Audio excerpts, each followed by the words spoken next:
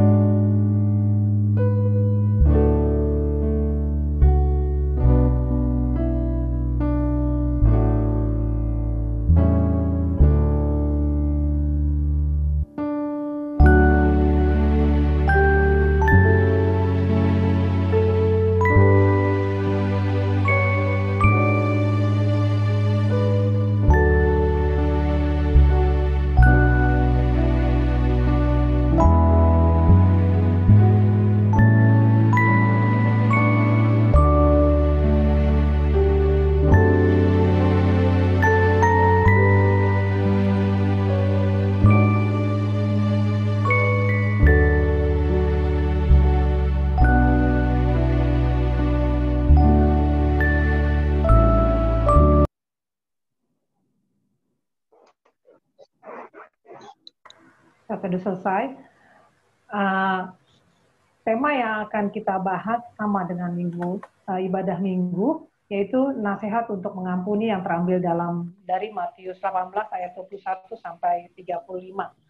Karena temanya nasihat untuk mengampuni, maka kita memberikan senyuman kita dan lambaian tangan kita di layar menyatakan bahwa kita mengampuni minimal orang yang ada di sekitar, yang ada di join ini.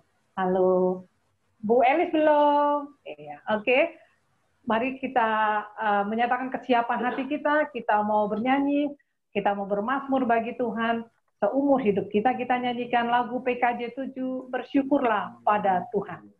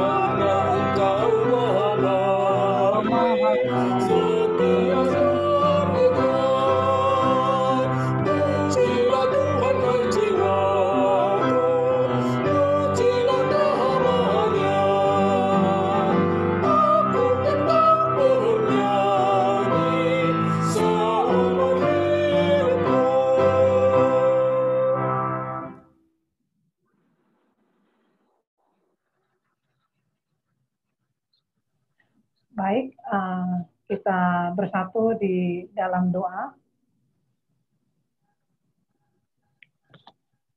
Kami bersyukur untuk nikmat anugerah-Mu yang kami boleh rasakan ya Tuhan. Anugerah pengampunan yang boleh kami terima dari-Mu Tuhan. Membuat kami boleh ada sampai saat ini. Membuat kami boleh bersekutu di ibadah PW saat ini. Kami memuji, kami mengagungkan, kami memuliakan-Mu Tuhan. Biarlah setiap kami yang boleh ada, baik kami yang akan mendengarkan kebenaran firman Tuhan, ataupun yang memberitakan firman Tuhan, kami boleh dipenuhi oleh anugerah-Mu yang berlimpah-limpah, sehingga setiap kami boleh membawa berkat yang luar biasa. Kami juga berdoa ya Tuhan, untuk saluran yang kami pakai saat ini, biarlah Tuhan boleh berkati, sehingga ibadah ini boleh berjalan dengan baik. Kami serahkan doa ini dalam nama Yesus, kami boleh berdoa dan mengucap syukur. Amin. Kita akan kembali memuji Tuhan dengan pujian dari KJ 178, karena kasih Tuhan yang terus memberi pengampunan tanpa batas sehingga Dia datang ke dunia. Karena kasih-Nya padaku.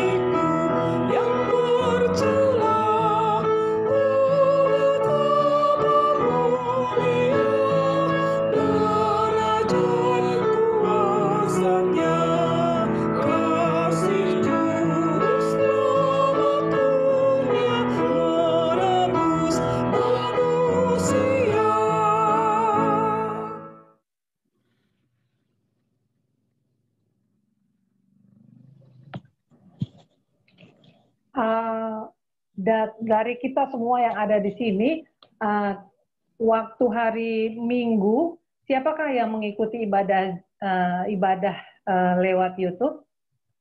Ada yang boleh angkat tangan?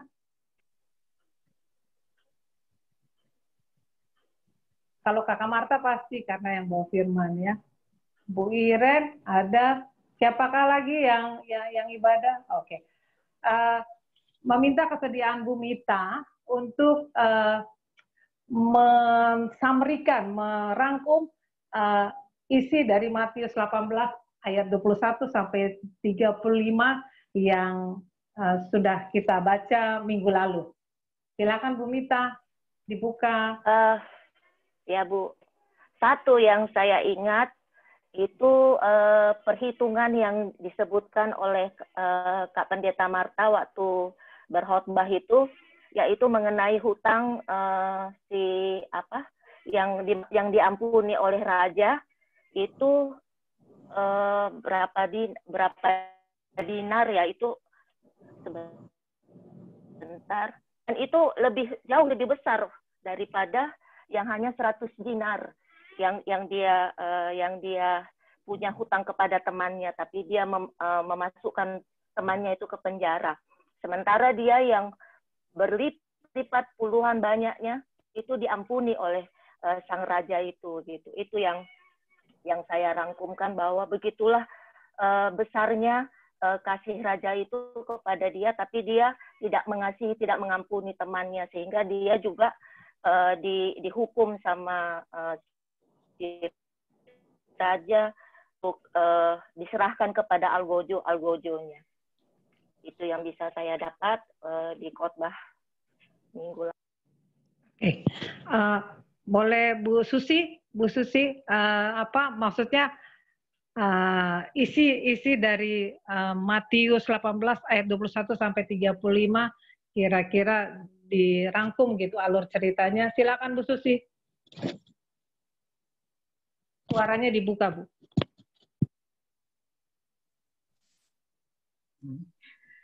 Menambahkan saja ke Ibu Mita tadi, di sini alur ceritanya itu seseorang yang sudah diampuni dosanya yang besar, tetapi dia tidak bisa mengampuni kesalahan temannya yang lebih kecil dari dia gitu. Jadi dia malah mencekiknya, dia malah masukkan ke dalam penjara dan menyuruh bahwa harus melunaskan. Sedangkan dia yang utangnya segitu besarnya, itu kalau tidak salah Pak Rudi sudah kasih perhitungannya itu M kali dia punya hutang kalau dirupiahkan, itu kan perbandingannya. Tapi toh begitu temannya punya utang yang cuma 100 dinar, dia langsung tangkap, kasih masuk penjara. Akhirnya dia itu, jadi akhirnya dia disuruh bayar kembali sama tuannya, sama rajanya. Jadi itu untuk menggambarkan ke kita bahwa Tuhan mau kita mengampuni kesalahan orang, baik yang besar maupun yang kecil. Itu. Begitu saja, Bu Noh. Oke, makasih Bu Susi. Iya, saya coba membacakan sedikit sebelum pengantar kita masuk ke dalam firman. Setiap orang yang mempunyai kebutuhan, setiap orang pasti mempunyai kebutuhan primer, kebutuhan utama emosinya, yaitu kita perlu dikasihi, kita perlu diterima, kita perlu dihargai, kita perlu diperhatikan. Jika individu atau kita tidak tahu bagaimana memenuhi kebutuhan primer emosi kita, maka akan menghasilkan kegelisahan. Kita akan gelisah dan hidup kita ada dalam ketidakpuasan. Ketidakpuasan tersebut menjadi pemicu utama pertengkaran. Celakanya pertengkaran dengan saling melukai tidak pernah diselesaikan, sehingga makin lama kondisi hubungan dan komunikasi semakin memburuk. Kondisi seperti ini sulit sekali diperbaiki. Maka dengan keadaan kebutuhan yang utama primer emosional kita, bagaimana konsep pengampunan yang Tuhan Yesus ajarkan di dalam Matius ini? Mari kita sama-sama mempersiapkan hati kita, mempersiapkan roh kita, menyerahkan keterbatasan kita mengerti untuk kita boleh mengerti dipimpin oleh Roh Kudus. Kita nyanyikan lagu Kasih Pasti Lemah Lembut. KK 565.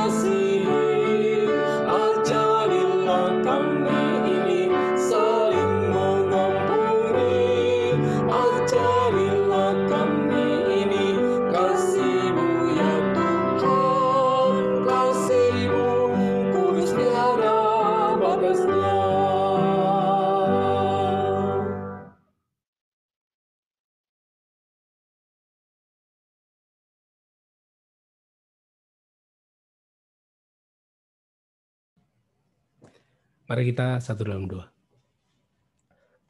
Terima kasih Tuhan untuk kesempatan bersekutu di sore hari ini bersama dengan Ibu-Ibu Komisi PW.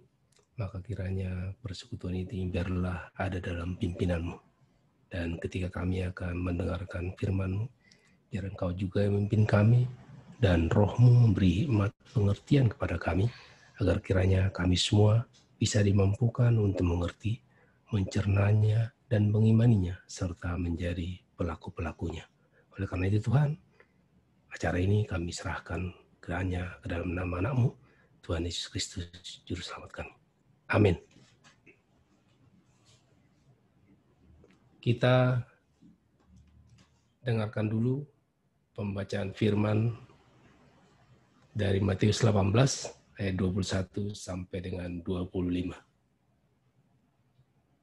Pembacaan Alkitab pada hari ini terambil dari Matius 18 ayat 21 sampai 35. Perumpamaan tentang pengampunan.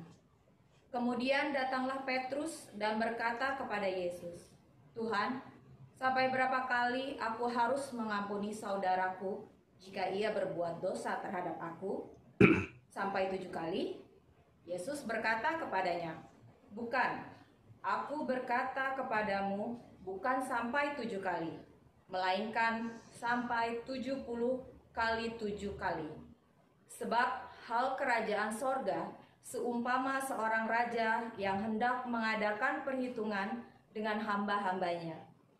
Setelah ia mulai mengadakan perhitungan itu, dihadapkanlah kepadanya seorang yang berhutang 10.000 talenta. Tetapi karena orang itu tidak mampu melunaskan hutangnya, raja itu memerintahkan supaya ia dijual beserta anak istrinya dan segala miliknya untuk pembayar hutangnya. Maka sujudlah hamba itu menyembah dia. Katanya, sabarlah dahulu, segala hutangku akan kulunaskan. Lalu tergeraklah hati raja itu oleh belas kasihan akan hamba itu, sehingga ia membebaskannya dan menghapuskan hutangnya. Tetapi ketika hamba itu keluar, ia bertemu dengan seorang hamba lain yang berhutang 100 dinar kepadanya. Ia menangkap dan mencekik kawannya itu. Katanya, bayar hutangmu. Maka sujudlah kawannya itu dan memohon kepadanya, sabarlah dahulu, hutangku itu akan kulunaskan. Tetapi ia menolak dan menyerahkan kawannya itu ke dalam penjara sampai dilunaskannya hutangnya. Melihat itu, kawan-kawannya yang lain sangat sedih, lalu menyampaikan segala yang terjadi kepada tuan mereka.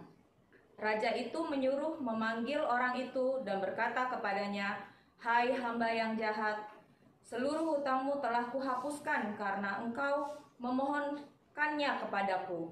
Bukankah engkau pun harus mengasihani kawanmu seperti aku telah mengasihani engkau?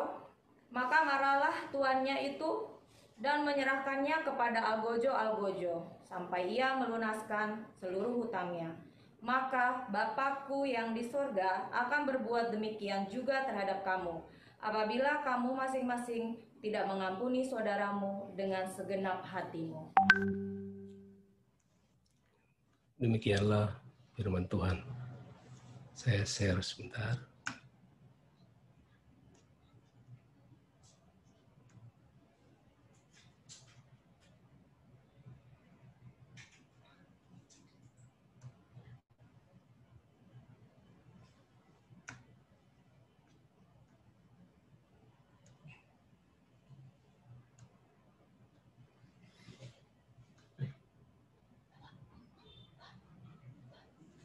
Ya, udah kelihatan?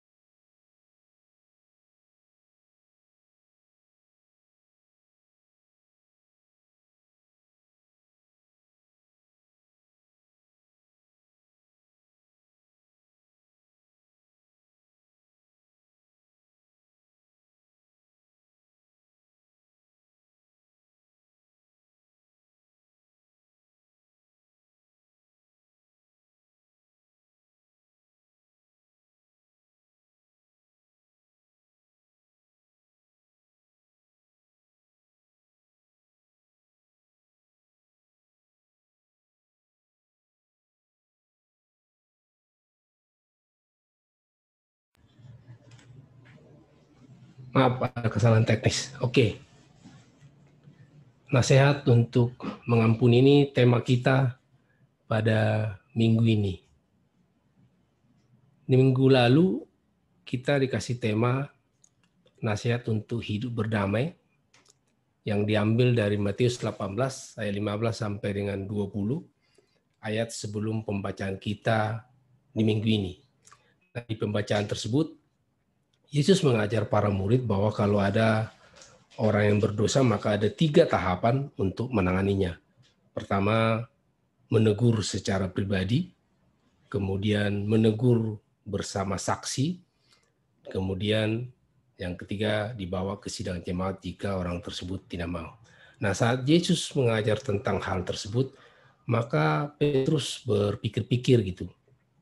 Kalau ada orang melakukan dosa-dosa seperti ini dan menyakiti saya, kemudian orang itu saya tegur, saya bicara 4 mata, selesai, dan dia meminta maaf gitu ya. Kemudian Petrus bertanya-tanya, sampai berapa kali saya harus mengampuni orang yang melakukan kesalahan seperti itu? Jadi pertanyaan Petrus tersebut muncul akibat dari pengajaran Yesus sebelumnya. Dari mana kita tahu ini? Kita lihat di ayat berikut. Di Matius 18 ayat 15 dia mengatakan, apabila saudaramu berbuat dosa. Nah, di Matius 18:21 Petrus bertanya, Tuhan, sampai berapa kali aku harus mengampuni saudaraku itu? Jadi ketika di Matius 18 ayat 15 dikatakan, apabila saudaramu berbuat dosa, maka Petrus mengikuti pengajaran Yesus sebelumnya itu dan mengatakan, sampai berapa kali aku harus mengampuni saudaraku itu? Dia tanya, sampai 7 kali? Nah, saya menduga bahwa 7 kali ini mungkin dikaitkan dengan jumlah hari dalam 1 minggu. Jadi seolah-olah dalam bayangan Petrus, bagaimana jika ada orang yang sama bersalah kepada kita 1 kali sehari selama 7 hari?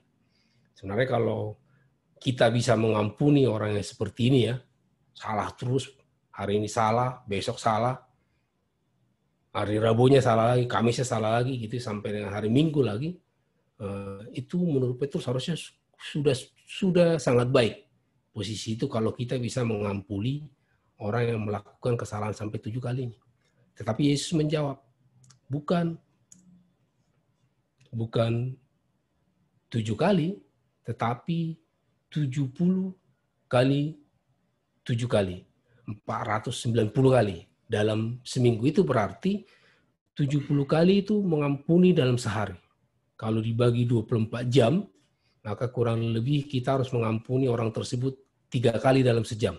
Itu udah termasuk ketika kita sedang tidur, dalam mengorok kita harus bangun setiap 1 jam, terus mengampuni orang 3 kali. Itu kalau 490 itu. Artinya kita mengampuni orang yang bersalah kepada orang tersebut sebanyak 3 kali dalam 1 jam. Jadi ketika Petrus benar-benar mengampuni 1 kali dalam sehari itu sudah cukup, Yesus justru bilang 3 kali dalam 1 jam. Jadi mungkin ada orang melakukan kesalahan kepada kita 3 kali dalam 1 jam, maka jika seandainya ada orang seperti itu, ya kita harus mengampuninya. Sebab ini perintah. Jadi sebenarnya Yesus ingin mengatakan bahwa tidak ada kemungkinan bagi kita untuk tidak mengampuni orang bersalah kepada kita, sekalipun ia bersalah 3 kali dalam 1 jam. Apalagi kalau cuma 3 kali dalam setahun doang gitu. Apakah ada yang pernah ingat lagu ini gitu? Mana liriknya lupa ya? Oh. 1 kali kau sakiti hati ini, masih ku maafkan. 2 kali kau sakiti hati ini, juga ku maafkan. Tapi jangan kau coba 3 kali, janganlah gitu ya lagunya ya. Artinya umumnya memang orang sukanya seperti lagu ini. 3 kali sudah saya kasih kesempatan, cukuplah gitu ya. 1 kali masih saya ampuni, 2 kali saya kasih kesempatan, 3 kali cukup, tiada ampun lagi bagimu. Maka sungguh ternyata sangat jauh dari harapan Tuhan Yesus yang menginginkan 70 kali 7 kali kita harus memberi pengampunan. Jadi ketika dia mengatakan itu, tentu Petrus kaget gitu. Nah, kita pun kaget mendengar itu. Maka Yesus memperdalam pengajarannya itu supaya kita bisa lebih mengerti akan maksud dari apa yang dikatakan oleh Yesus tadi. Disebutkan di ayat 24 bahwa ada seorang hamba yang berutang 10.000 talenta. Nah, ini tadi yang disinggung oleh Bu Susi. Jadi talenta itu adalah satuan berat. Misalkan di Kejadian 28 ayat 37 ya. 100 talenta perak dipakai untuk menuang alas-alas. Atau di Esra 8 ayat 26, pula aku menimbang untuk menyerahkan ke tangan mereka perak 650 talenta, perlengkapan perak seharga 100 talenta, emas 100 talenta. Jadi talenta itu adalah satuan berat untuk logam mulia biasanya. Nah, dihitung-hitung, satu talenta itu adalah 3.000 sikar, atau sama dengan 34 kilogram logam mulia. Yang jika didinarkan, maka itu sama dengan 6.000 dinar. Satu dinar menurut Matius 20 ayat 2, itu sama dengan upah buruh satu hari ketika Tuhan membayar gaji kesepakatan dengan buruhnya kan, disepakati satu dinar. Jadi satu dinar adalah upah buruh satu hari. Maka kita anggap sekarang kalau di rupiah upah kuli bangunan itu kan sekitar 150.000 rupiah ya, kira-kira segitu upah buruh. Maka 10 talenta itu sama dengan 60 juta dinar. 10.000 talenta dikali 6.000 dinar kan, maka 60 juta dinar dikali 150.000 itu sama dengan 9 triliun uang rupiah kalau kita konversikan di zaman sekarang ini. Dianggap gaji upah buruh yang 150.000. Inilah utang dari hamba itu. Jadi rasa-rasanya memang tidak mungkin bisa dibayar oleh hamba itu, jumlah utang sebanyak itu. Tapi ketika hamba itu menyembah dan merendahkan dirinya di hadapan raja itu, maka raja itu berbelas kasihan dan akhirnya menghapuskan semua hutangnya. Tetapi apa yang terjadi gitu? Setelah hamba itu dihapuskan hutangnya 9 triliun tadi, maka hamba itu keluar dan dia bertemu dengan orang yang dia punya piutang, atau orang itu punya utang kepada dia 100 dinar.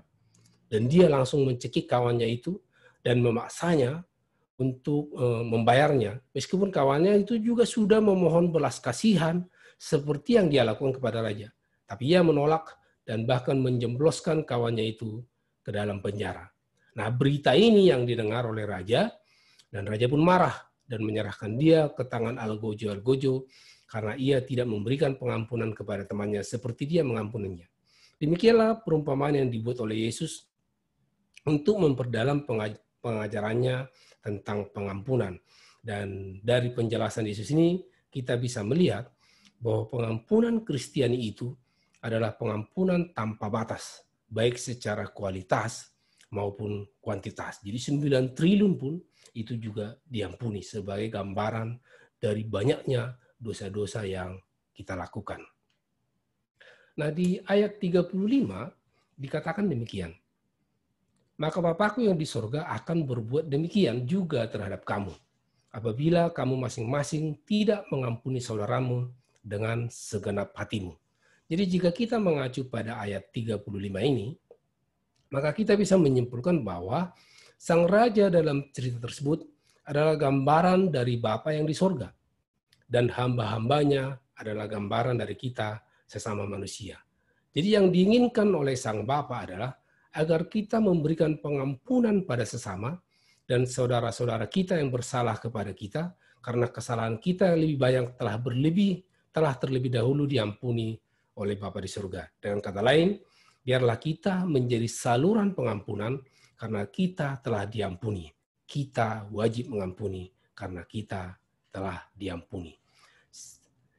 Tetapi jika kita ada kesulitan untuk memberikan pengampunan, maka ini mungkin ada beberapa pertimbangan.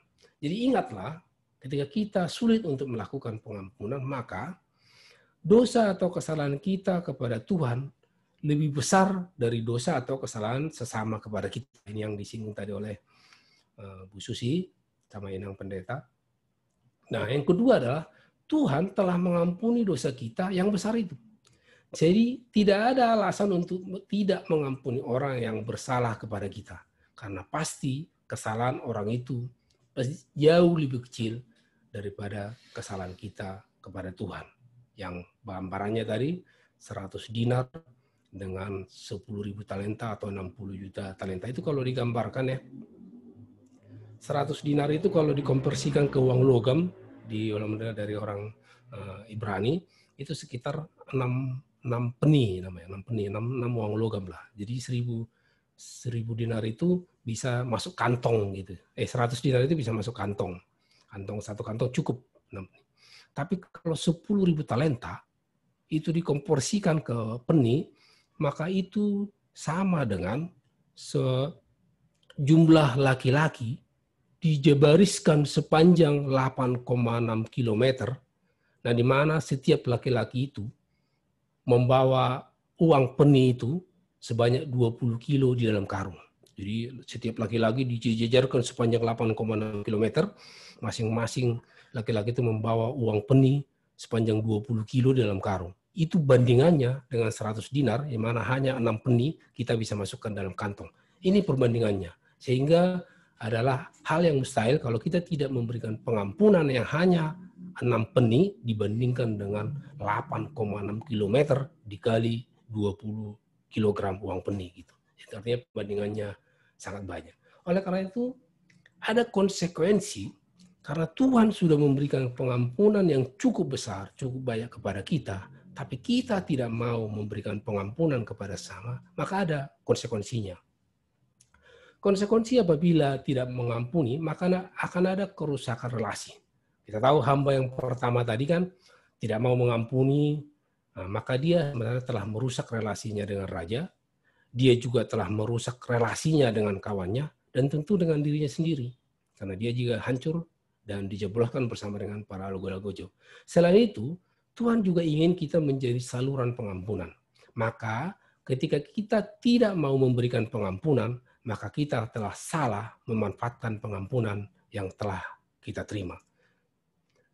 Dengan tidak mengampuni, maka kita telah membatalkan pengampunan yang telah kita terima daripada Tuhan. Hamba yang pertama telah menerima pengampunan dan pembebasan. Tapi karena tidak mau mengampuni sesamanya, maka akhirnya pengampunan dan pembebasan itu dicabut. Kembali dan malah diserahkan kepada logojo untuk disiksa. Itulah sebabnya sebagaimana yang dijelaskan oleh yang Pendeta Marta kemarin, doa Bapa kami berbunyi demikian, ampunilah kami atas kesalahan kami, seperti kami yang juga mengampuni orang bersalah kepada kami. Jadi pengampunan terhadap orang lain menjadi syarat pengampunan dari Allah. Matius 6 ayat 14 berkata demikian. Karena jikalau kamu mengampuni kesalahan orang, Bapamu yang di sorga akan mengampuni kamu juga. Tetapi jikalau kamu tidak mengampuni orang, Bapamu juga tidak akan mengampuni kesalahanmu. Jadi ada syarat pengampunan itu, yaitu kita harus mengampuni sesama kita manusia. Ada sebuah cerita tentang seorang narapidana ya. Dia narapidana ini memiliki seorang sahabat yang kebetulan memiliki akses ke pejabat sehingga bisa mendapatkan amnesti atau keringanan hukuman. Akhirnya sahabatnya itu bisa mendapatkan amnesti dan dia segera bisa mendapatkan surat untuk bebas bersyarat. Tentu dengan senangnya sahabatnya itu mau mengunjungi dia ke dalam penjara untuk memberitakan kabar baik tersebut. Namun sebelum dia menyerahkan surat pembebasan itu, dia bertanya, apakah kira-kira yang akan kamu lakukan apabila kamu nanti dibebaskan? Nah, tiba-tiba orang itu berkata, pertama-tama aku akan membunuh saksi yang telah menyudutkan saya dan juga hakim yang telah mengutuk palu atas keputusan hukuman yang telah saya jalani sekarang. Sahabatnya itu sangat sedih dan keluar dan dia pun tidak jadi memberikan surat pengampunan amnesti tersebut kepada sahabatnya itu. Akhirnya narapidana tersebut tidak mendapat pengampunan karena dia tidak mau belajar untuk mengampuni. Jadi tidak mengampuni sama juga dengan memelihara penyakit ya. Sering mendengar ya seseorang yang telah menyimpan dendam bertahun-tahun akhirnya mengalami banyak penyakit dan setelah dia dilayani untuk belajar melepaskan pengampunan akhirnya dia bisa sembuh. Kalau nggak salah Amang Pendeta Rehaldian pernah cerita bersaksi mengenai itu bagaimana dia bisa melepaskan pengampunan atas ayahnya ya. Akhirnya ada kelemahan yang dialami bisa selesai setelah dia dilayani untuk memberikan pengampunan. Dulu di Pelpri beliau pernah cerita mengenai hal itu ya. Jadi jangan merugikan diri sendiri dengan menyimpan dendam, amarah, dan kedengkian terhadap orang lain. Itu seperti membakar rumah sendiri demi mengusir seekor tikus. Tetapi jadilah saluran pengampunan. Bukan hanya untuk kebaikan orang lain, tapi lebih untuk kebaikan kita sendiri. Amin. Itu yang bisa saya share. Saya kembalikan kepada liturgis.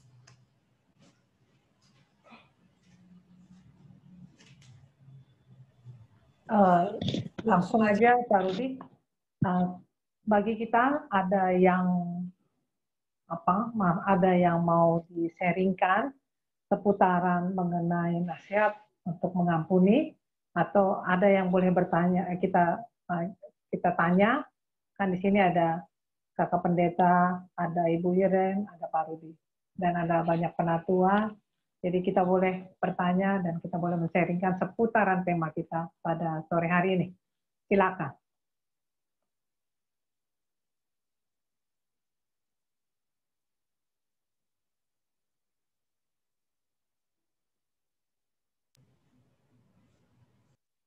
Mungkin boleh dimulai dari Bu Lili, karena di layar saya muncul Bu Lili.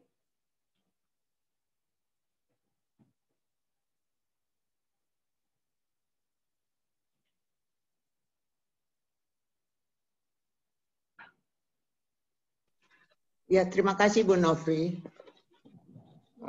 Memang dari hari Minggu kita sudah mendengar tentang pengampunan ini ya. Tapi kalau untuk saya pribadi, memang pengampunan itu mudah, diucapkan itu mudah. Mudah diucapkan tapi berat untuk melakukannya. Jadi memang butuh waktu untuk mengampuni seseorang, itu butuh waktu. Makanya Tuhan sendiri sudah katakan 70 kali 7 kali. Itu banyak sekali kan? Banyak sekali. Itu memang mengampuni seseorang itu butuh waktu itu. Diucapkan gampang. Saya mengampuni dia itu aduh gampang sekali, tapi hati di dalam hati itu memang agak susah ya mengampuni seseorang. Jadi memang benar-benar harus tulus dan dengan pertolongan Tuhan kita bisa mengampuni. Mungkin itu yang bisa saya sharekan, itu dari pribadi saya. Terima kasih. Baik, Bu Lili.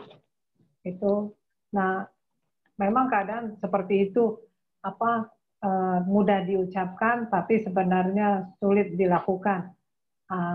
Kalau seperti itu, saya bertanya gitu ke Pak Rudi, kalau dibilang hanya mengampuni lewat mulut tapi sebenarnya tidak sepenuh hati, begitu itu bagaimana ya? Ntar kalau ketemu orangnya lagi, kayaknya ngelihat mukanya aja, nggak usah lihat mukanya, dengar suaranya aja enak gitu. Bagaimana Pak?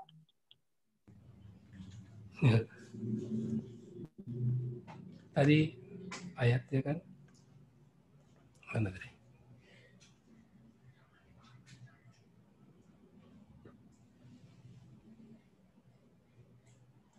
Ya, yang Matius 6 ayat 14 ya. Kan perintahnya begitu. Karena jikalau kamu mengampuni kesalahan orang, Bapamu yang di surga akan mengampuni kamu juga. Tapi jikalau kamu tidak mengampuni orang, Bapamu juga tidak akan mengampuni kesalahanmu. Jadi hal yang sama ya terjadi kepada kita gitu. Artinya apa yang kita lakukan kepada orang yang bersalah kepada kita itu, yaitu juga yang akan dilakukan Bapa kepada kita gitu. Itu sih. Jadi kalau kita tidak tulus, ya Bapa juga tidak tulus mengampuninya gitu kan. Karena itu prasyaratnya. Jadi memang nggak ada cara, ya harus mau. Tapi ini maksudnya, ini menjadi bukti bahwa memang dosa kita itu triliunan gitu. Karena untuk melakukan ini pun kita tidak sanggup gitu. Nah memang semua hanya karena anugerah, karena Yesus Kristus. Itu justru membuat kita semakin menyadari, ya tanpa Yesus nggak akan bisa gitu. Karena untuk melakukan hal seperti ini pun kita tidak sanggup gitu. Bukan hanya Bu Lili, harusnya banyak orang yang tidak sanggup seperti itu. Bahkan untuk bisa 7 kali aja tadi, mungkin ada 1 orang terus melakukan kesalahan, besok melakukan kesalahan, itu aja udah luar biasa gitu. Tapi Yesus bilang 70 kali gitu. Jadi memang ya, tapi itu menjadikan konfirmasi itu menjadi benar bahwa utang kita kepada surga itu memang triliunan gitu. Karena ayat lain juga mengatakan sejak kandungan pun kita sudah berdosa gitu. Jadi nggak mungkin kita nggak berdosa. Jadi dosa kita itu, dan itu membuat kita semakin tergantung kepada Tuhan. Dan cuman yang namanya yang dikuduskan akan selalu ada progres gitu. Tanda bahwa kita sudah dikuduskan oleh Tuhan. Ya, kalau kemarin cuma bisa ngampuni 1 kali dalam setahun gitu, nanti ya tambahlah tahun depan jadi 2 kali setahun, tahun depan mungkin jadi 3 kali setahun, akan ada progres gitu. Progres itu kita mungkin tidak bisa sampai 70 kali 70, itu kalau ada gitu, kalau ada orang melakukan kesalahan gitu. Tapi harus ada progres setiap hari ya. Itu mungkin yang dimintakan gitu. Pertanda kita memang dikuduskan. Pengudusan itu kan progresif ya. Jadi kita dikuduskan gitu. Ya kita belajar terus gitu. Kalau kayak Bu Lili sekarang masih belum bisa kudus, ya mudah-mudahan tahun depan udah bisa gitu. Semakin ikhlas gitu. Itu proses lah gitu.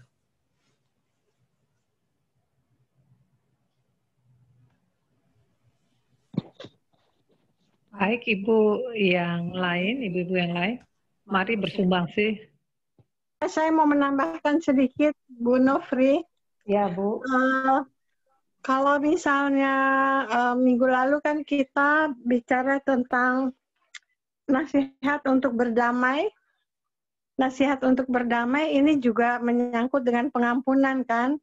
Waktu minggu lalu kita berbicara tentang memberikan nasihat kepada orang yang bersalah kan. Di situ dikasih tahu bahwa orang yang bersalah itu harus diberikan nasihat.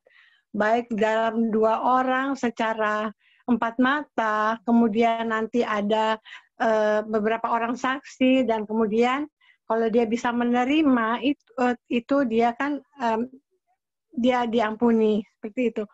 Tapi kalau dia nggak bisa menerima, dia juga dianggap orang yang kafir kalau nggak salah. Di situ dikasih tahu sebagai orang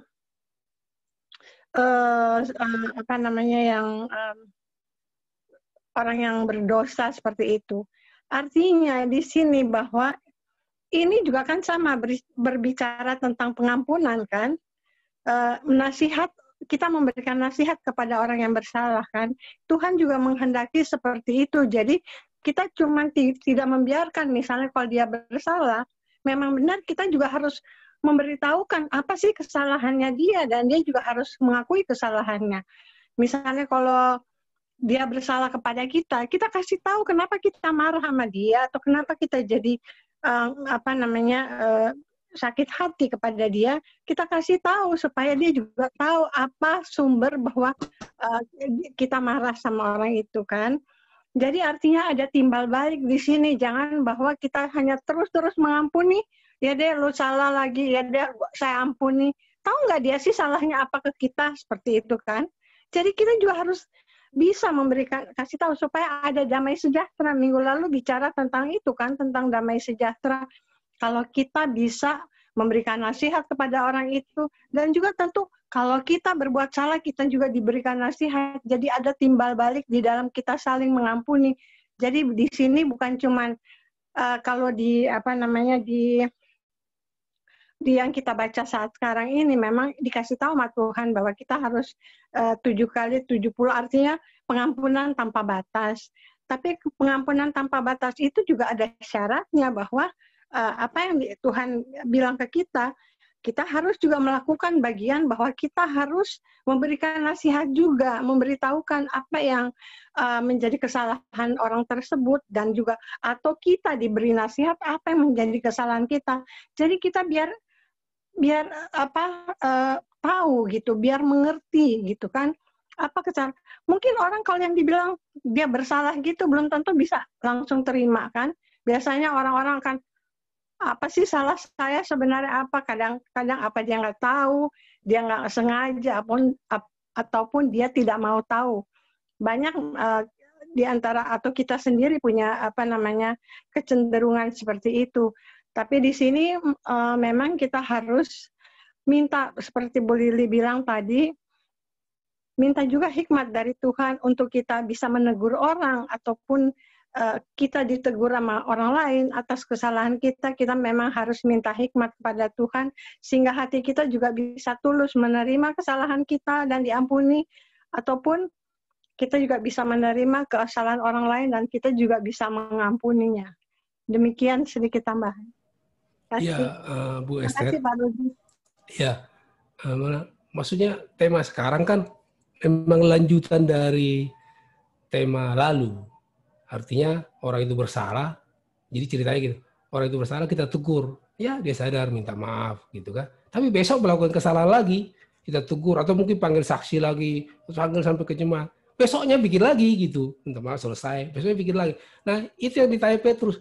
Sampai berapa kali saya harus mengampuni orang ini? 7 kali cukupkah?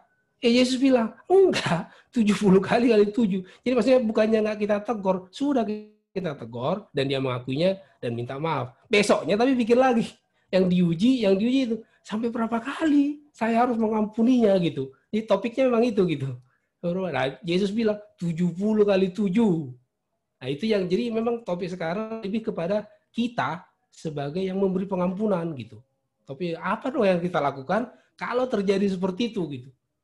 Kalau ada orang seperti itu gitu. Itu jadi bukan masalah mau menegur atau tidak, tapi memang udah ditegur mau maaf, besok bikin lagi. Udah mau atau kalau 70 kali berarti kan 3 kali dalam 1 jam, baru ditegur mau 15 menit lagi bikin lagi. Apa yang harus kita lakukan? Itu justru topiknya gitu. Pembahasannya ke sana gitu. Itu Bu Esther. Makasih Pak Rudi.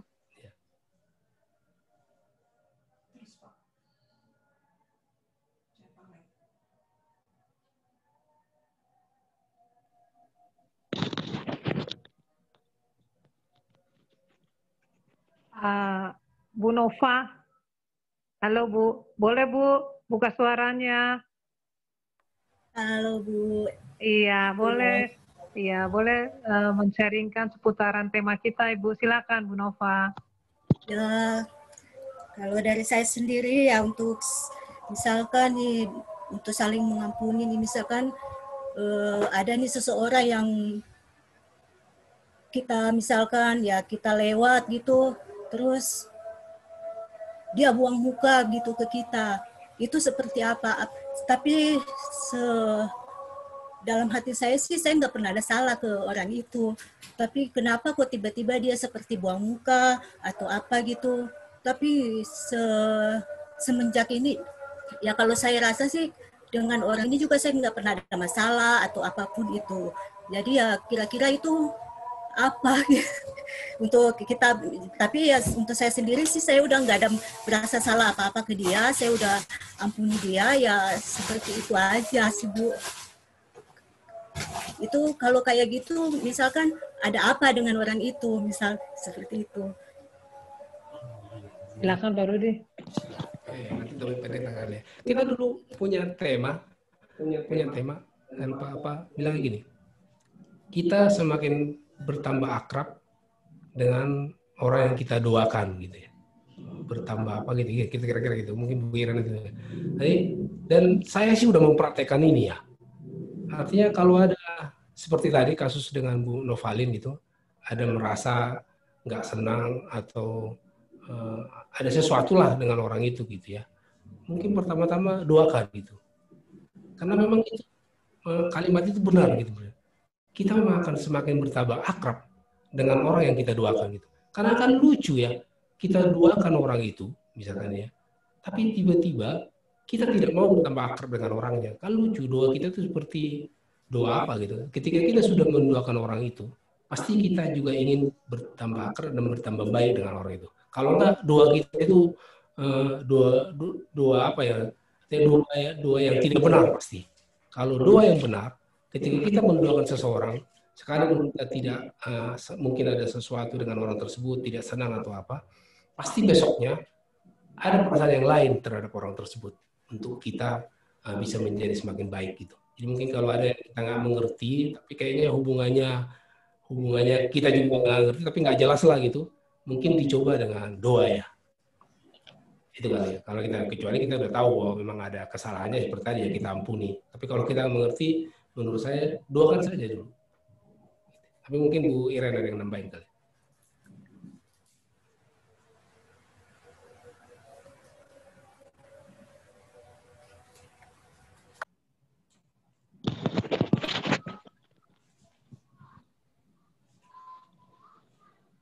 Mungkin untuk yang saya tambah sedikit untuk kasus ya, bilang kasus atau gimana?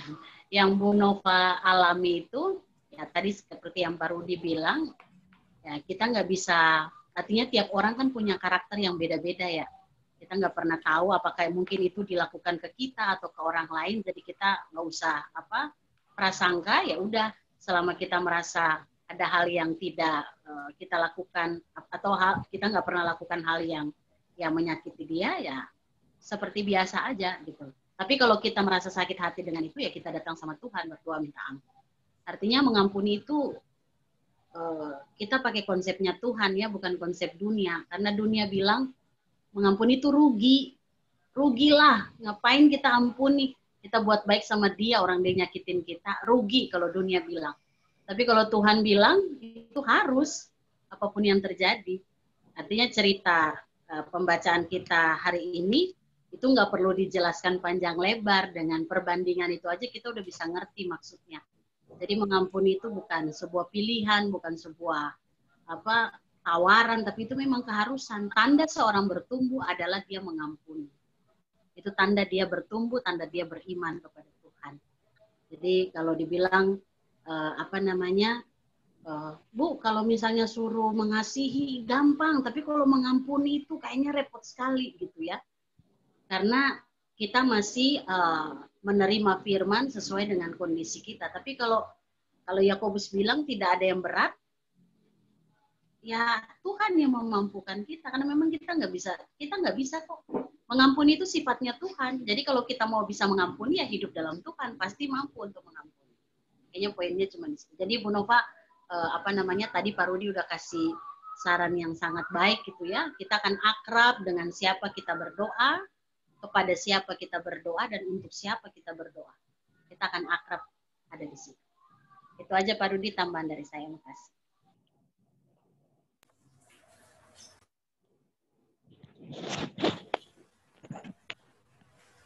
Baik, Ibu yang lain.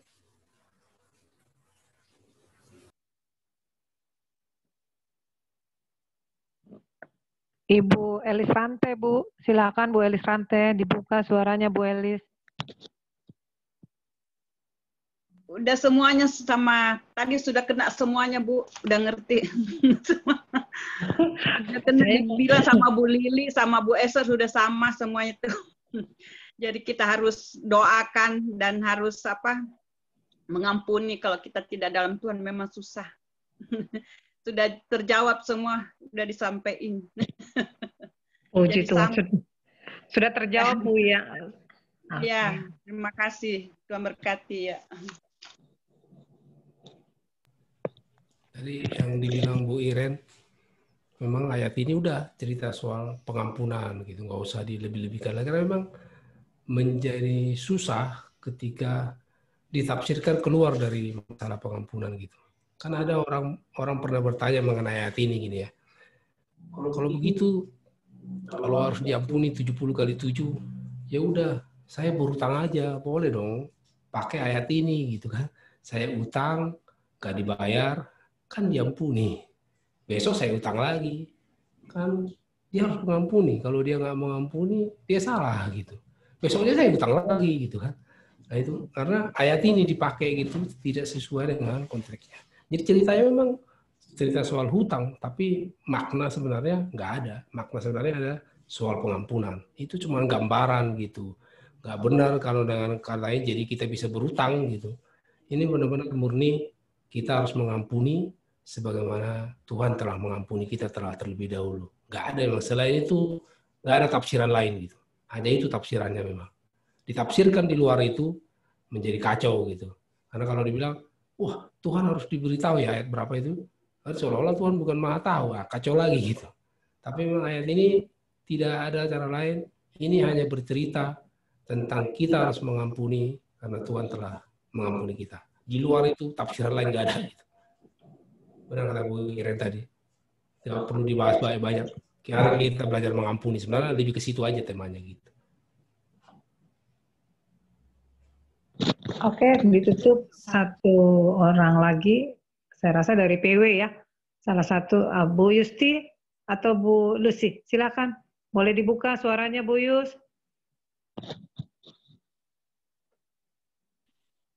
Dari PW, emang ada dari Pelpri di sini? Ada. Silakan, Bu Yus. Aku, aduh. Aku ada di area ini kemarin. Kemarin di Komsel kita ada sharing juga tema ini. Jadi apa namanya? Untuk saat ini aku ada di area ini gitu kan. Aku sudah tapi kalau aku sih udah apa namanya sudah mengampuni orang ini. Tapi kan kita belum tahu nih ketemu sama dia responku bagaimana. Ketemu sama dia nanti apakah kata Bu Nova tadi aku buang muka atau aku akan melihat wajahnya. Selama ini kan aku selalu buang muka, Bu Nova. Soalnya aku lihat mukanya, aduh, sebel banget lihat mukanya gitu kan. Tapi itu proses ya. Proses kali ya untuk aku sih orangnya tipenya kalau ada masalah sama orang aku maunya ketemu sama dia dan mau bereskan, langsung segera bereskan. Tipenya aku seperti itu. Tapi untuk masalah kasus satu ini setiap kali mau ketemu sama mereka selalu tidak mau ketemu sama aku. Aku tidak tahu kenapa sampai udah beberapa orang pendeta sudah menawarkan diri untuk mendamaikan kami, tapi kami sampai hari ini belum ketemu. Kalau aku senang banget ketemu sama mereka, karena aku pengen tahu kenapa mereka begitu sama aku, gitu kan. Tapi sampai hari ini aku belum ketemu sama mereka. Tapi aku sudah berdoa supaya suatu saat nanti pasti ketemu sama mereka. Bagaimana caranya Tuhan akan mempertemukan kami untuk membicarakan masalah ini. Kenapa sampai mereka jahat? Maksudnya tanda kutip ya, jahat sama aku gitu kan. Nah, itu yang menjadi ganjalan buat aku sampai hari ini. Tapi aku sudah aku nggak mau dendam, nggak dendam. Kalau pertama ya dendam, marah, kesel, mungkin kalau kita buat salah, kita akan tahu, oh iya kita salah kok gitu kan. Kita akan berespon untuk minta maaf. Tapi kalau kita nggak salah, tiba-tiba orang buat jahat sama kita itu, aduh, itu kayaknya berat banget gitu ya untuk mengampuni. Berat, karena buat kita, kenapa lu jahat sama gue gitu kan? Gue kan gak jahat sama lu kenapa jahat banget? Gue kan baik banget sama lu gitu kan?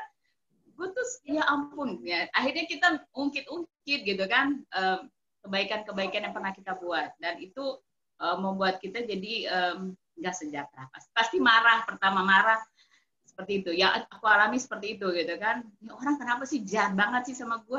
Emang gue salah apa gitu sama lu orang gue gitu. Itu yang pertanyaan aku sampai hari ini belum terjawab sama mereka karena belum ada momen untuk ketemu sama mereka gitu kan. Tapi saya sih berharap suatu hari nanti akan ketemu sama mereka. Nggak tahu cara bagaimana Tuhan akan mempertemukan kami untuk berdamai seperti itu.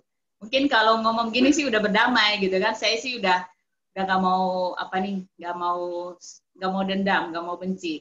Pertama itu marah banget gitu kan, benci banget lihat mukanya aja. Gitu. Semua orang saya salamin, mereka nggak saya salamin gitu kan. Saya lewatin gitu kan. Itu pertama kesininya. Api membara di dalam dada itu sudah semakin mulai padam. Semoga padam dan ketika ketemu sama mereka nanti bisa berdamai nanti. Berdamai, saling ngobrol. Saya sih intinya pengennya ngobrol sama mereka. Pengen ketemu, pengen bicarain masalah ini suatu saat nanti. Dan itu saja sih yang saya berharap. Dan saya nggak mau dendam. Aja Bu, makasih. Terima kasih Bu Yu. Oke, kita tutup acara ini dengan boleh memberikan satu bantu satu ulasan atau bagaimana untuk kasus Bu Yusti. Silakan Pak Rudi. Ya, kalau saya yang mengalaminya juga mungkin begitu gitu. Tapi maksudnya kita kan bukan belajar maunya kita kan gitu kan. Kalau enggak sama aja percuma kita dengar khotbah atau tema-tema seperti itu gitu kan. Yang kita mintakan maunya Tuhan bagaimana kan gitu kan. Kalau memang benar-benar kita sudah menjadi Kristen gitu kan. Jadi kalau kita bilang maunya saya begini-begini memang akan jadi susah. Tapi kalau kita bertanya mau tahu maunya Tuhan bagaimana sih? Kan udah jelas. Ya berikan pengampunan 70 kali 7. Nah, kayak tadi bilang caranya bagaimana? Bagaimana kalau pertanyaan itu datangnya dari Tuhan? Apa sih salah saya? Saya sudah memberikan pengampunan. Kok kamu tidak mau mengampuni dia? Kalau Tuhan yang bertanya begitu, kan lain ceritanya gitu. Karena itu kalau kita yang bertanya begitu terus, kenapa kok saya dibikinin? Apa salah saya gitu? Nah, saat ini itu mungkin maunya kita, tapi maunya Tuhan kita nggak melihat itu ke lawan kita ya ampun 70 kali 70. Mau apapun, mau seperti apapun kesalahannya. Kali itu yang dimauin Tuhan. Maka kalau kita mau ikut Tuhan, ya lakukan gitu. Itu ininya. Tapi dalam praktek ya progresi pengurusan gitu. Tapi kalau kita terus bertanya maunya saya, ya akan sulit. Tapi kalau kita bertanya maunya Tuhan bagaimana, itu clear, nggak ada perdebatan. Seperti tadi kata Bu Iren, clear, udah berikan pengampunan. Datangin atau bagaimana caranya supaya tujuannya saya sesuai dengan firman Tuhan. Kalau itu yang jadi fokus kita, mungkin akan menjadi lebih gampang. Karena kita tidak ada masalah pribadi atau ego di sana, karena tujuan kita mau mengikuti firman Tuhan. Dan barangkali itu tujuan dari tema kita sekarang. Bukan kita tidak membicara orang yang bersalah itu, tapi kita lebih membicara kalau ada melakukan itu, apa yang maunya Tuhan, apa yang harus saya lakukan. Gitu. Dan maunya Tuhan hari ini, dia berfirman, berikan pengampunan. Bahkan sekalipun jika orang itu menyakiti kita 3 kali dalam 1 jam, tetap berikan pengampunan gitu. Boro-boro hanya 1 kali dalam setahun. Gitu sih.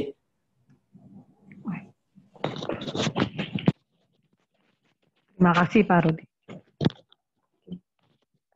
Ya, ibadah PW kita akan sudahi. Sebelumnya berdoa dulu Pak untuk firman ini, untuk sharing kita.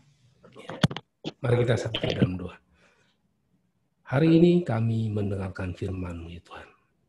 Dan kami harus akui kami masih berada dalam situasi sulit untuk mengampuni. Terlebih ketika kami merasa tersakiti dengan begitu dalam. Oleh karena itu, biarlah melalui firman hari ini, kami semakin mengerti bahwa pengampunan itu dasarnya adalah pengampunan yang telah Engkau beri kepada kami. Sehingga biarlah kami fokus kepada apa yang menjadi keinginan-Mu ya Tuhan. Dan mengingat betapa begitu banyaknya anugerah yang telah Engkau beri kepada kami. Mengampuni kami orang-orang yang telah berdosa bahkan sejak lahir. Dan sekarang ketika ada teman sesama saudara kami di sekitar kami yang menyakiti kami, biarlah melalui pemahaman ini kami mulai mau belajar untuk melepaskan pengampunan. Ajarilah kami Tuhan, terangi kami dengan terang Roh Kudus-Mu, sehingga kami bisa melewati masalah ini secara perlahan demi perlahan, hari demi hari. Kami terus bisa dikuduskan melalui pengampunan yang akan kami berikan kepada siapa orang-orang yang telah kami rasa telah menyakiti kami. Untuk itu kuatkan kami Tuhan. Kami tahu ada kekuatan-kekuatan lain yang tidak senang kami melepaskan pengampunan itu. Tapi kami percaya Engkau adalah Allah kami. Ketika kami memohon kepadamu, maka Engkau juga akan memberikan pengertian kepada kami dan mendorong kami agar bisa melakukan itu. Sebab kami sendiri menyadari menyimpan dendam, kesalahan juga adalah sesuatu yang membuat kami juga menjadi tidak nyaman atau bahkan bisa timbul hal-hal penyakit-penyakit, kelemahan-kelemahan karena dendam dan amarah yang kami simpan. Maka biarlah melalui hari ini ketika kami mendengarkan firman-Mu, kami bisa dikuatkan untuk menjadi pelaku-pelaku yang mau dengan rela melepaskan pengampunan agar kami terus hidup sesuai dengan kemauan-Mu. Terpujilah nama-Mu Tuhan, berkatilah kami semua. Dalam nama Tuhan Yesus Kristus kami berdoa. Amin. Amin. Baik. Kita akan memberikan persembahan dan kita akan menyanyikan lagu persembahan, kemudian akan langsung ditutup oleh doa persembahan, doa syafaat dan doa berkat oleh Pak Rudi. Kita akan doa syafaat. Ya mungkin doa syafaat yang pertama. Doa syafaat mungkin yang pertama tentang tadi pengampunan, supaya kita minimal yang ada di sini langsung boleh terus mempraktekkan, atau ada doa yang lain yang mau didoakan. Doakan aku, Bu, supaya aku suatu saat bisa ketemu sama mereka untuk rekonsiliasi. Ya. Mereka tuh siapa? Mesti jelas, Ibu Yusti. Oh iya. Dini Siapa tahu mau mereka berdoa. nonton video ini, besok mereka telepon aku, nonton rekaman ini, Oh, besok yang mereka harus telepon aku telepon. Yusti, mereka tuh lebih dari satu orang, berarti banyak orang ya? Ya. Wow. Satu keluarga. Tante Esther. Kenapa tunggu di telepon lagi malam ini? Yusti telepon lah. Yusti kan udah tahu. Jangan mendoakan tinggal telepon. Tapi inisiatif telepon. Nggak rugi kok, Yus. Tuh. Datangin aja, Yus. Terus bilang, kenapa kamu harus marah sama saya? Kayak gitu aja. Jauhkan di Cilengsi. Haleluya. Simple itu. Simple.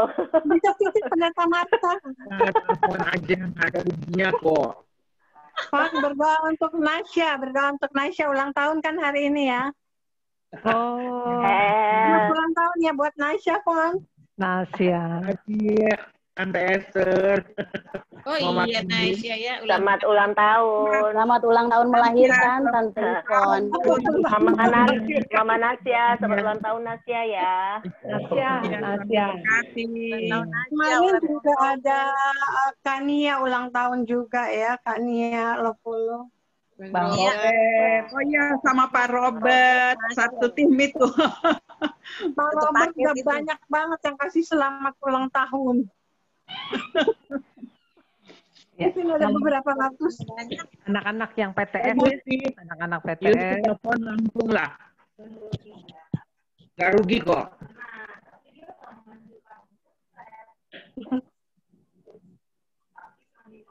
Banyak untungnya Bu Yus kalau mengampuni Bu Yus. Kalau Bu Nova yang orang buang muka itu karena dia iri hati lihat kue-kuenya Bu Nova itu. Bisa aja, Bu. Bu Nova ditanyain aja kenapa gitu Bu Nova. Kan udah sering aku bagi kue juga. Kenapa kok Kurang banyak kue bisa senyum kali ini. Dia nggak marah. Tanyain apa gitu. Itu yang suka buang Oh, muka jadi kan jatuh ke ribut. tanah loh. Orang Bu Nova nggak tahu nanti dia memang mukanya begitu kali Bu Nova. Iya. Tempatnya lihat orang dia membuang muka. Kita jangan terpengaruh. Orang kita nggak bikin salah kok. Kenapa kita mesti merasa kita ada kesalahan? Enggak lah, nggak usah. Kalaupun ada, lupain aja. Yang penting ibu nggak termakan. Nggak usah dipikirin. Nggak dipikirin sih, cuma ya gitu aja. Tapi diomongin Bu, berarti dipikirin. Bu Nova kepikiran berarti. Bu Nova kepikiran. Iya, aneh aja, nggak ada salah kok, bisa tiap lewat buang muka aja gitu. Tuh. Nova nggak begini ya, aduh sayang banget mukanya titik hati kok dibuang gitu ya. Ada yang begitu emang. Ibu mau berdoa, Orangnya bilang ada yang bilang sayang banget. itu ibunya kok mukanya memang begitu katanya suka cuek gitu. Terus ada yang lain bilang gini, aduh soalnya dia kan pakai kacamata. Kalau pakai kacamata saya nggak lihat orangnya, jadi dia cuek aja ada orang lewat gitu loh. Kita senyum ke dia, malah dia buang muka, jadi malu sendiri. Terus ibu udah gini, halo ibu apa kabar gitu loh Bu. Betul. Ayo boleh berdoa Pak ya. Langsung lagu ya, lagu persembahan. Ayo. Kakak 385, aku suka membagi.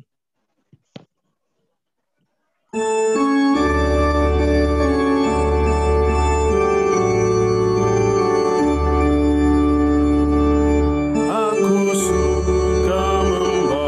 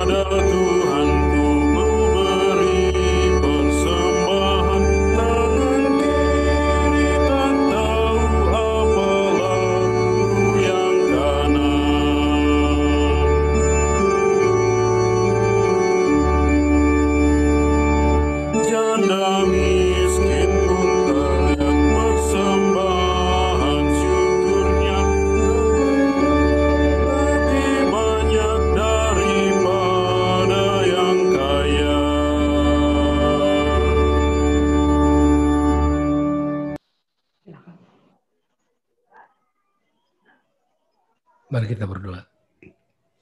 Terima kasih Tuhan, Engkau beri kami kesempatan untuk mengumpulkan persembahan dengan sebuah kesadaran bahwa Engkau yang telah terlebih dahulu memberkati kami melalui setiap pekerjaan maupun usaha-usaha kami ya Tuhan. Dan ketika kami mempersembahkan sebagian daripada itu, maka biarlah ini menjadi persembahan yang berkenan kepadamu. Dan berkatilah itu, agar juga bisa kami pergunakan untuk gerejamu di hari-hari yang akan mendatang. Kiranya Engkau memberkati kami semua, seluruh pekerjaan dan usaha-usaha kami, agar kami bisa juga nanti semakin hari, semakin bertumbuh dalam setiap persekutuan kami. Secara khusus hari ini untuk persekutuan PW, kami berdoa, biarlah kiranya Engkau menyertai para pengurus yang telah berjerih lelah untuk membangun persekutuan ini, agar Engkau terus memberikan kedamaian di hati mereka, agar apa yang mereka kerjakan Tuhan, semua untuk kemuliaan. Tidak ada hal yang menjadi agenda pribadi di dalam kepengurusan mereka, tapi biarlah agenda Tuhan yang menjadi tujuan mereka untuk bisa membawa persekutuan ini menjadi persekutuan yang takut akan Tuhan. Sertai para pengurus, sertai keluarga mereka ya Tuhan dimanapun berada, agar kiranya itu juga tidak menghalangi apapun yang menjadi pelayanan-pelayanan mereka ke depan. Secara khusus malam ini kami juga ingin berdoa untuk Ibu Yusti, yang mungkin Engkau bukakan hatinya melalui firman hari ini. Tapi kami ingin Engkau juga terus menggerakkannya untuk menjadi pelakunya ya Tuhan. Biarlah melalui malam ini dia juga semakin Engkau gerakkan ya Tuhan melalui terang Roh Kudus-Mu untuk bisa memberikan pengampunan-pengampunan kepada siapapun yang di dalam hatinya ada mengalami kepahitan terhadap orang itu, ada kesakitan ya Tuhan. Maka biarlah melalui firman hari ini dia belajar untuk memberikan pengampunan, karena itulah yang menjadi maumu ya Tuhan. Maka biarlah dia fokus menjadi kemauan-Mu dan bukan kemauannya. Biarlah dia fokus memberikan pengampunan apapun yang terjadi dalam kepada orang yang menyakiti dia, tapi biarlah dia belajar secara pribadi untuk melakukan itu karena kesadaran itu adalah kemauan Tuhan. Tentu kami tahu itu tidak gampang, tapi melalui firman-Mu yang memiliki kekuatan, Roh Kudus-Mu yang memiliki kekuatan, biarlah Engkau menggerakkan ketika hati telah terbuka, sehingga rohnya bersatu dengan roh-Mu membentuk sebuah keberadaan yang lebih baik untuk pribadinya di hari-hari yang mendatang karena belajar untuk mengampuni. Biarlah melalui itu kelak kami semua bisa mendengarkan kesaksian yang hidup dari bagaimana pelepasan pengampunan yang diberikan kelak, sehingga kami semua pun menjadi terberkati ketika di hari-hari yang akan datang kami melihat bagaimana Ibu Yusti sudah bisa memberikan pengampunan itu, dan juga itu menjadi berkat buat kami yang akan mendengarkannya. Maka sambil menantikan hari itu tiba Tuhan, maka biarlah Engkau yang memberikan pengertian hikmat kepadanya agar bisa melakukan semua itu, agar dia hidup sesuai dengan kemauan-Mu.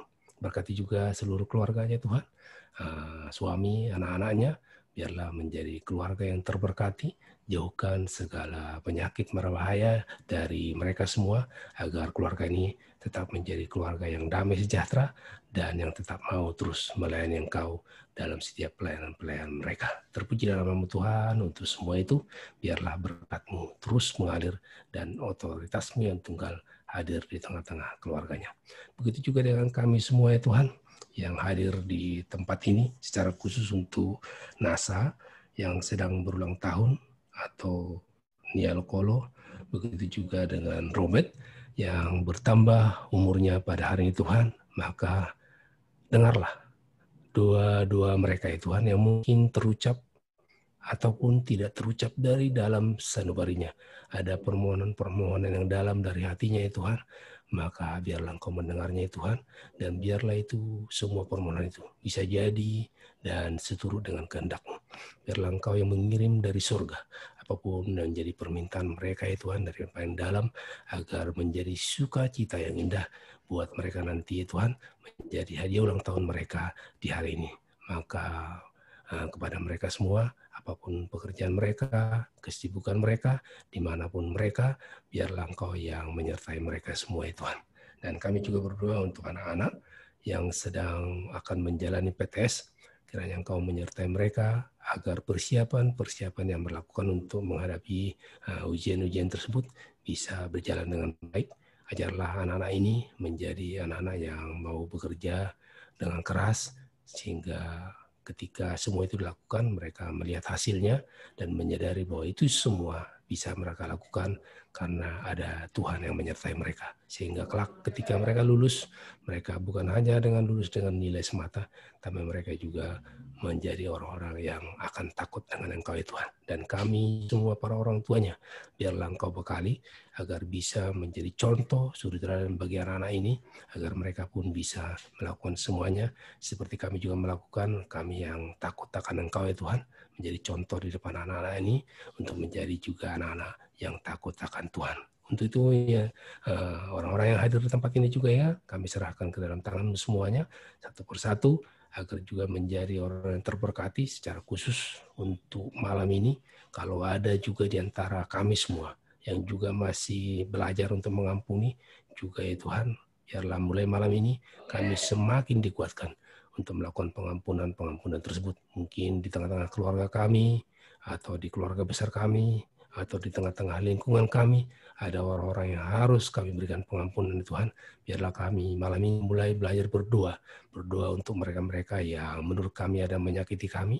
Dan mulai hari ini kami juga belajar, samping mendoakan mereka, kami juga belajar memberikan pengampunan. Dan biarlah di hari-hari akan datang, kami akan menjadi semakin akrab dengan mereka semua. Maka terpujilah nama Tuhan, dan biarlah doa ini kami ucapkan melalui, kami sempurnakan melalui doa yang Engkau ajarkan kepada kami. Bapa kami yang di surga, dikuduskanlah namamu, datanglah kerajaan-Mu, jadilah kehendak-Mu di bumi seperti di surga. Berilah kami pada hari ini makanan kami yang secukupnya, dan ampunilah kami akan kesalahan kami, seperti kami juga telah mengampuni orang yang bersalah kepada kami. Dan janganlah bawa kami ke dalam, karena Engkau yang punya kerajaan dan kuasa dan kemuliaan sampai selama-lama. Kiranya damai sejahtera yang dari Tuhan Allah yang melampaui segala akal itu menyertai kita dari sekarang sampai selama-lamanya. Amin. Bapak, terima kasih. Terima kasih. Bapa, terima kasih. Bapa di dalam surga, berterima kasih.